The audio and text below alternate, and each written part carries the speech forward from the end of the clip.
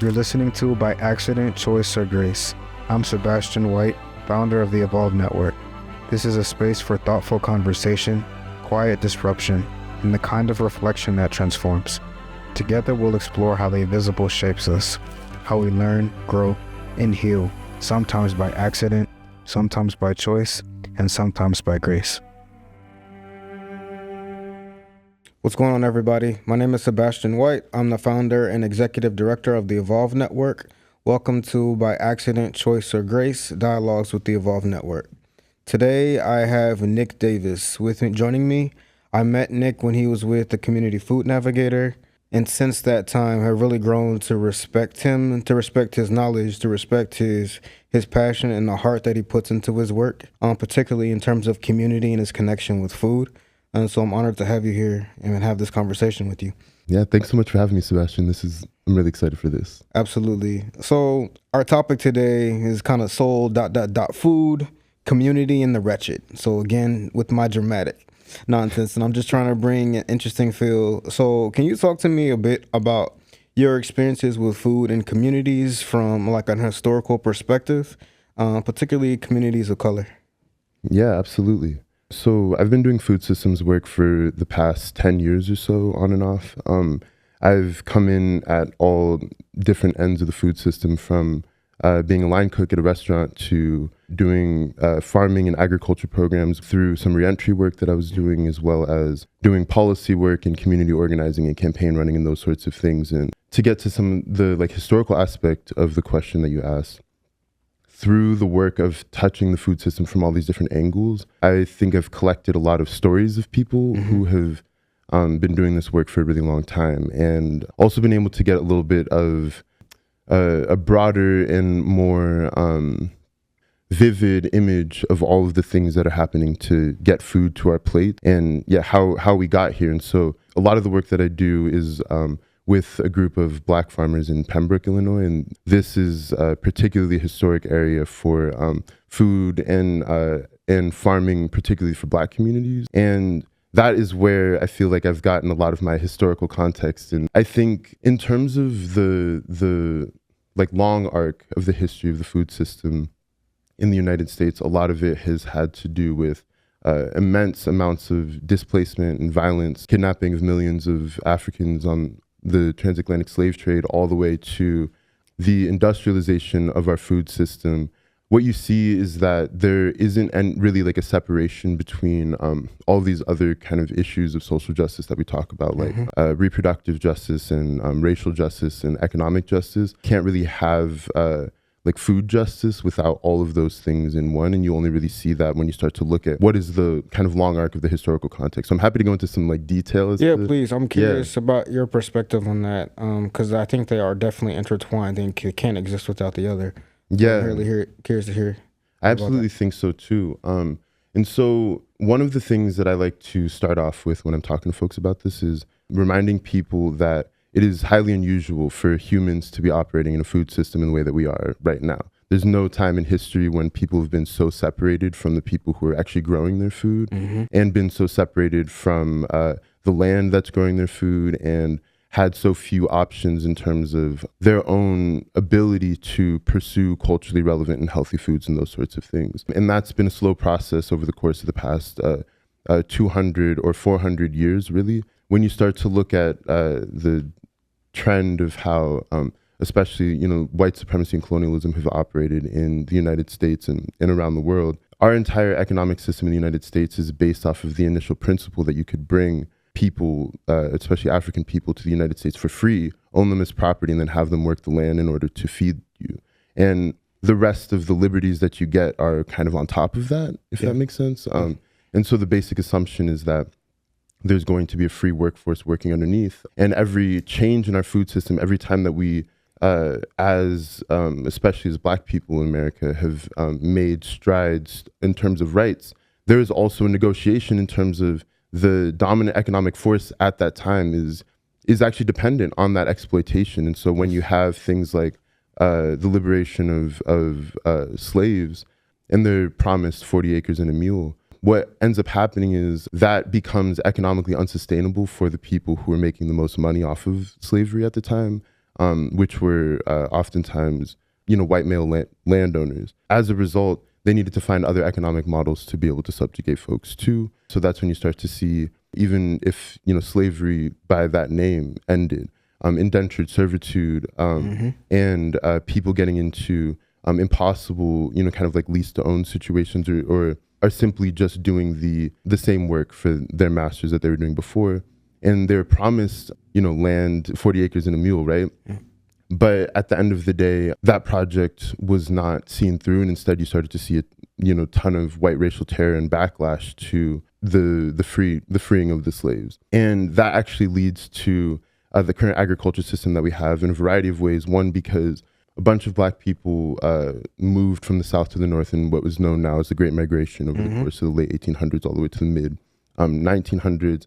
In a couple of waves. But what ends up happening is, because the majority of Black people who came up from that moved into cities, they didn't have as much control over their food systems or what was being grown in the land and those sorts of things. They're being put into apartment units and housing where they can kind of be moved around a whole bunch. And that's where you start to see one of the fundamental schisms that has now manifested in a variety of issues. But people losing relationship to land and community and the ability to grow their own food ends up turning into all of these smaller, like, downstream issues. You see, like, gun violence and diet-related disease, and the fact that there's a massively disproportionality in terms of wealth between white folks and Black folks. A lot of that comes from the fact that they never had time to settle on land and have been constantly, moving around, and that ties back to food in a variety of ways. That's an interesting historical element. So I get, like, not wanting to perpetuate, like, systems that were oppressive and disconnecting, like, people of color from the land, but this other piece of, no, if I'm set up in particular spaces where land is not made readily available to me, or I'm being moved constantly, I can't lay my input anywhere. Right. That's fascinating. An important piece for people to understand in terms of where that disconnect with the land comes and how people feel in those different spaces. So that's really interesting. And I think a part of that is also that was always kind of this initial project. There were indigenous people who were living here who got pushed off of the land. Mm-hmm. Those people get pushed off of the land, and a new population is brought in to work on the land that's not familiar with it. You see this process happening over and over again in American agriculture history, where when one group of people is kind of brought in to work the land and be the backbone of the food system, eventually they are replaced by another working population, because if they were to have, well, my theory is kind of like, if they were to have such a good and sustainable relationship with the land over a long time, then they would be able to wage a struggle. They'd be able to feed themselves. They'd be able to do things to support their communities that otherwise they wouldn't be able to. And now we end up in a situation where over the past 40 years, our agriculture system is largely dependent on a very transient migrant population. And so a lot of folks from Colombia, Venezuela, Mexico, all of these folks, right, to coming in and over the borders multiple times per year to be able to work all of the fields that are feeding us. And you start to see, with this current administration, that they are really doubling down on deportations and closing the border and these sorts of things. This is not just kind of like another manifestation of, like, colonial violence, but it is also us kind of shooting ourselves in the foot. It's like a racism not letting us understand what's actually feeding us, 100%. A lot of people probably don't understand that piece of it.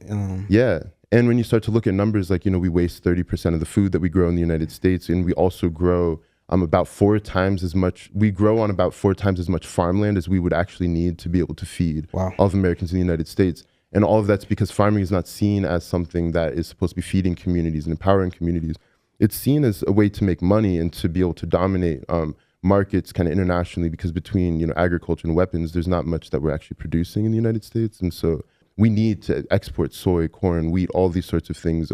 It's like an economic imperative, even if nobody needs to eat it. Yeah, it forces food to be transactional versus what it could be in connection with. And I think that's our messaging. 1,000%. Can you tell us some stories? You said you have stories of these farmers that you've been working with, and what, like, being able to re-engage with the land means, and just want to hear some more about those experiences that you've had. Yeah, 1,000%. Oh, there's so many. I think that what I found broadly is that there are a couple different, like, types of stories that have been really exciting to me lately. Because agriculture was so kind of, like, stigmatized in Black communities, there's almost like a 2-generation, like, skip Not always, but in terms of the people who have been like massively stewarding the land, there's a lot of folks who, back to it now. But that was kind of initiated in a lot of ways in this area by one couple in Pembroke, Illinois, Mama Jafunza Wright Carter and Baba Fred Carter. And what I found really beautiful about their story was that they decided to move to Pembroke, I believe in the late 90s, in response to just feeling so like alienated from their work and being trapped in what Baba Fred says is a steel cage, 50 stories in the air, and he was so disconnected from the land. And they went back to Pembroke and they started the Black Oak Center, which ended up being like a healthy food hub where they were delivering food to folks on the South Side and organizing community meetings and preparing what are called kind of like food as medicine boxes. So being able to distribute food as almost like medicinal or prescription program in order to address that related disease. And they told me a story about how Pembroke kind of got to where it is right now. Pembroke is a small, Black farming community just south of Chicago. But it was once called the farming mecca north of the Mason-Dixie line. So it had the highest concentration of Black farmers in America in the north. And it got to such a degree of prominence that they were the primary engine behind the Black Panthers free breakfast program in the Midwest. And so feeding folks, from Pittsburgh to Memphis, all the way as north as Minneapolis. And part of what they were saying kind of like took the community out at the knees was that there was a grain processing facility that a bunch of the farmers went in on as kind of a cooperative project. Yeah. And they were able to successfully bring this resource into the community. Dozens of farmers shifted their crop plans to be able to accommodate this new processing facility. And when it inevitably ran into mechanical issues, they needed to get it repaired. The only way that they could get that repair funded was if they went through the local, like a local union of folks who were, mechanics who were able to fix that. And because the local union consisted of only white people, they refused to go out and fix this machine, which ended up creating a situation where a bunch of farmers who were already on incredibly thin profit margins could not use the primary mechanism they used to process their food. And it kind of took them out at the knees. And it was one of these things where you think about, especially in communities where there's a lot of scarcity, there's also a lot of like perceived like infighting.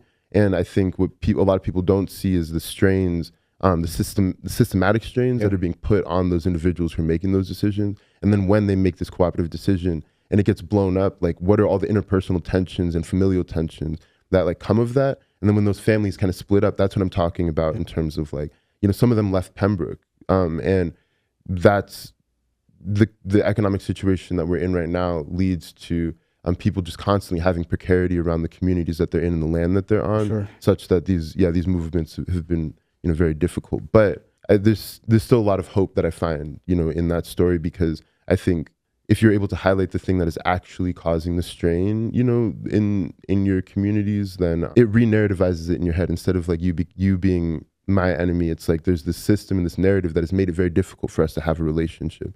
And what ability does that give us to kind of change each other's futures if we're able to recognize we're in that kind of part of the story and we're not in the part of the story where it's just like, me and Sebastian don't get along. It's like, no, there's a much longer arc here. I think like that type of like historical perspective is important for folks, and a lot of people don't have that type of understanding.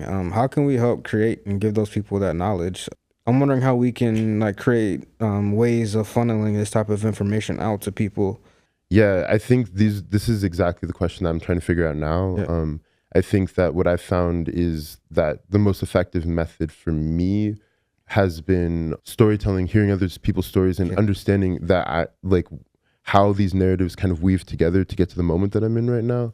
We live in a society that tries to kind of like isolate people and tell you that like your individual decisions have some sort of like massive moral impact, right? And like as a result, people feel paralyzed in terms of being able to move. They want to be able to do the right thing. They don't want to be kind of like villain. They're innately participating in a system that they know is not supportive of them, all of these sorts of things. But the narrative has been like, I think for a lot of our lives, like we will be the change, or if you just get up and do something, you can transform everything. I think this puts a lot of pressure on people. I think we need to really re-narrativize like kind of how is it that we arrived in this moment, and what are the actual conditions that have informed our behavior, and give ourselves a little bit more I think that narrative gives us a ton of breathing room because we've got the wrong narrative about how we kind of arrived in this moment. Yeah, I tell the kids all the time, it's important to understand the system that you're in, even if you don't agree with it, because that's how you learn how to navigate. Mm-hmm. I think we don't really look in. We're not educating our kids to really look at systems in this way and to see how they're navigating them. And that's when they get left in this place of blame, of shame, of not belonging and being unseen. Mm-hmm. So how can we help them feel seen, but through understanding what's going around and how to empower them in it? So that kind of brings me to my next question. The folks and the farmers that you've worked with, in terms of how they got reconnected with the land, what was it? Have you learned any things about who they are, their stories, that helped them align or re-engage, reconnect, and wanting to be engaged with the land in this way? Mm-hmm. Yeah, absolutely. I think that, to your point, there are a lot of people who have just been, subject to this system and felt like they were powerless in a lot of ways. I think farming has made people, especially folks who've been pushed to the margins, like just feel a lot stronger in their body. You're touching grass. It's like psychologically really beneficial for you to be in nature in these certain ways. But I'm also just seeing a lot of, especially in like younger generations, queer folks, Black folks, women who are getting back into this work as a way to almost kind of like regulate and like heal and all of those things simultaneously to contributing to something that they believe in. And it's difficult because it's not urban agriculture or this. I guess when we're talking about like farming, farming is not an easy job, like by any stretch of the imagination. It should not be romanticized at all. And these people are working their butts off for very little pay, but it is also healing in the sense that I think that folks who have been pushed to the margins are also being considerate about the other things that are kind of being pushed to the margins, like not using pesticides and those sorts of things because they really value the life of all the critters that are on the farms. This sort of way of being, like actually generating life with your hands on a regular basis day to day, I think that kind of takes you out of this, like the hustle and the pressure that you're talking about, and puts you back into just relationship with the earth and with the other folks who are trying to, feed a community. And I'm finding that a lot of the people who are getting back into farming now are also, craving those aspects just as much as they're craving, like the physical labor. And so I think that it's important to think about it that way because a lot of folks think of farming.